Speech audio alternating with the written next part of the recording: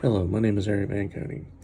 Today I'm going to talk about what makes a special ed teacher a special ed teacher, what makes a great special ed teacher a great special ed teacher. First and foremost, what's the role of a special ed teacher? A special ed teacher has to be well prepared to teach their students, so they have to come in with the lesson plan set and ready to go, understanding whatever level of special ed they're teaching, whether it be multiple disabilities, specific learning disabilities. They have to know what the student's strengths and weaknesses are. Understanding, too, that how these lessons will improve learning, how the student will be engaged in class. You can do this by many different avenues.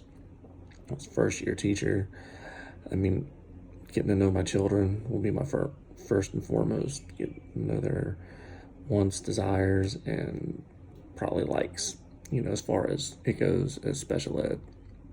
And maybe some self-interest outside of class that may help students go forward.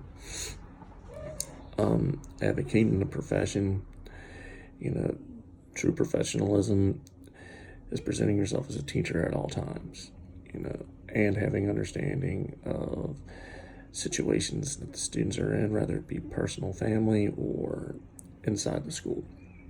Having a way to address those in a calm way will help you immensely. What are two strengths and two weaknesses I have right now as far as dispositions go of the profession? My primary strength is, since I've worked for Cincinnati Public Schools for 10, going on 11 years now, I've worked in some very high areas of diversity from students from all over the world. So in that time, I've developed a great understanding for students of different faiths and different ethnic backgrounds. I believe that's my strongest suit, next to being very patient. Working in special ed for 11 years, I've developed an extremely amount of good patience with not just students, but family members and others that may come in contact with students. I have great dedication for this profession. Working as a paraprofessional for 11 years has guided me in this.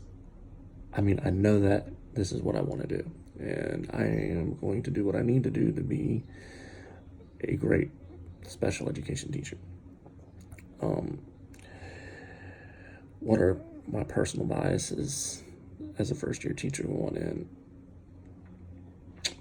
That goes along with my weaknesses too. What goes along with the high expectations and fairness play into biases.